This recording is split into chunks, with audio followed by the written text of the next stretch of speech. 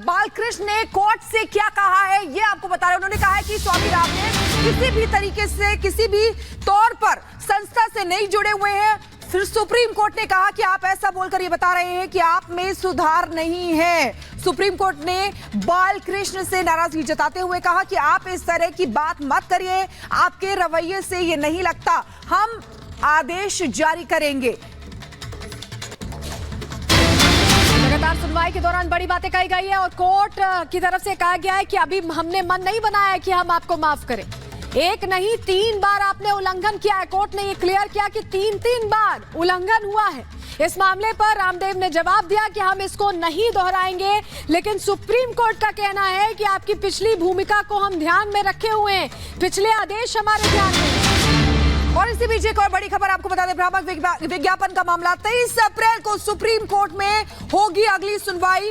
बाबा रामदेव, आचार्य बालकृष्ण को फिर से पेश होने को कहा गया है, यानी कि आज भी माफी नहीं मिली, राहत नहीं मिली। बाबा रामदेव को अब 23 अप्रैल को फिर से पेश होना होगा कोर्ट में। ये बड़ी खबर आपको बता दें। और हमारे साथ हमारे सहयोगी वैभव सीधे जुड़ रहे हैं सुप्रीम कोर्ट से। वैभव, आज भी कोर्ट का रुख बहुत कड़ा रहा है और कहा है कि 3 बार आपने उल्लंघन किया है, हम आपको ऐसे माफ नहीं कर सकते, फिर से पेश होना होगा। बिल्कुल सलोनी, आज जब इस पूरे मामले की शुरुआत हुई, मामले की शुरुआत के बीच ही रामदेव का ये कहना कि वो इस पूरे मामले पर माफी मांगते हैं और उनके लिए पूरी तरह से अशोभनीय है। लेकिन कोर्ट से आज भी रामदेव को राहत नहीं मिली है। माफी सुप्रीम कोर्ट ने रामदेव और बालकृष्ण को इस भ्रामक विज्ञापन के मामले में माफी नहीं दी है।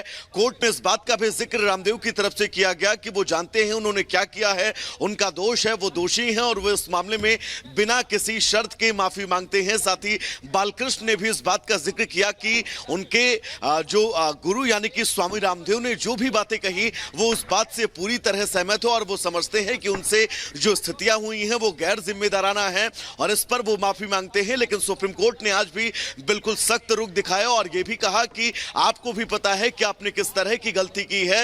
न सिर्फ गलती की है, गलती के बाद भी आपने भ्रामक विज्ञापन के प्रचार में प्रेस कॉन्फ्रेंस करना बंद नहीं किया। न सिर्फ प्रेस कॉन्फ्रेंस करना बंद किया बल्कि आपने भ्रामक विज्ञापन को लेकर बड़े बड़े पंपलेट जो है वो भी कहीं ना कहीं से छपवाए हैं और ये सिर्फ 3 बार हुआ है। एक बार आपने नियमों का उल्लंघन किया, दूसरी बार अगर आप उसको अनदेखा कर भी देते हैं तो तीसरे बार भी, यानी कि इस पूरे मामले में 3 बार आपने नियमों का उल्लंघन किया है। हम आपको कैसे माफ कर सकते हैं। लेकिन अब सबसे बड़ा अपडेट यही है, रोहिल मुतुगिर की तरफ से कहा गया कि इस पूरे मामले में वो 7 दिन का वक्त यानी कि अगले मंगलवार तक का वक्त चाहते हैं। तो अगले मंगलवार को फिर अब देखिए 23 तारीख का समय तय किया गया जब फिर से कोर्ट में रहना होगा रामदेव को भी, बालकृष्ण को भी। इस केस पर लगातार नजर बनी हुई। बहुत शुक्रिया वैभव जुड़ने के लिए और जानकारियां देने के लिए।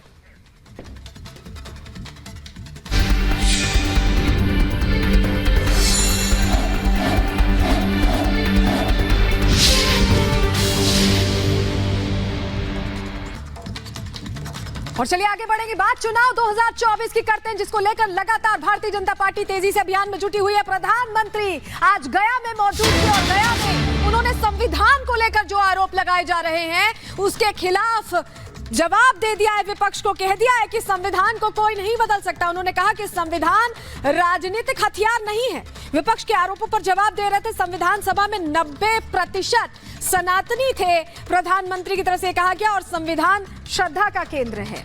बिल्कुल, तो देखिए बड़ी बातें प्रधानमंत्री नरेंद्र मोदी ने पहले ट्वीट किया था बिहार के दौरे से पहले और उसके बाद आइए सुनते हैं क्या कहा उन्होंने। इतना ही नहीं, हम चाहते हैं कि संविधान सिर्फ अदालतों में दलील के लिए काम आए, इतना पूरता नहीं है। संविधान हमारे जीवन को, हमारे संस्कारों को, हमारी भावनाओं को नई ताकत देने वाला संविधान वो ताकत है जिसको हमें दिलों तक पहुंचाना है।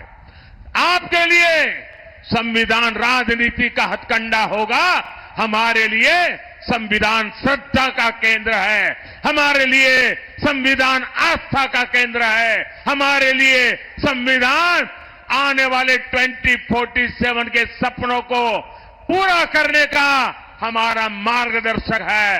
और उसको लेकर के हम स्वतंत्र आजाद भारत को विकसित भारत की ऊंचाई तक ले जाने का संकल्प लेकर के चल रहे हैं।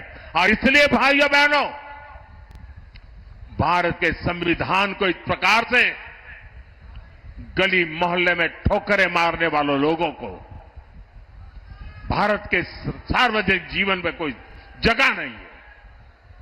अगर सामाजिक न्याय लाने की ताकत है तो हमारे संविधान में है। बिन सांप्रदायिक की सच्ची भावना को उजागर करने की ताकत है तो हमारे संविधान में है।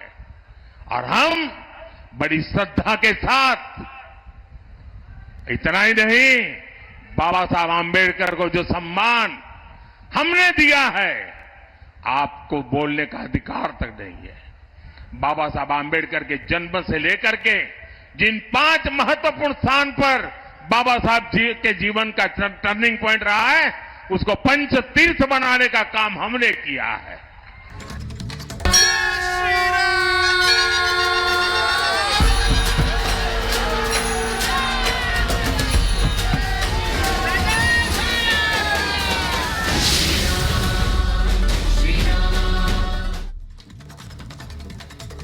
और अयोध्या में प्राण प्रतिष्ठा के बाद पहली रामनवमी है। इससे लेकर अयोध्या और देश दुनिया के तमाम राम भक्तों में विशेष उत्साह है। और इस विशेष अवसर को और खास बनाने वाले हैं सूर्य देव, जो रामनवमी के दिन रामलला का सूर्याभिषेक करेंगे। देखिए क्या है 4 सदी बाद अयोध्या में रामनवमी की तैयारी।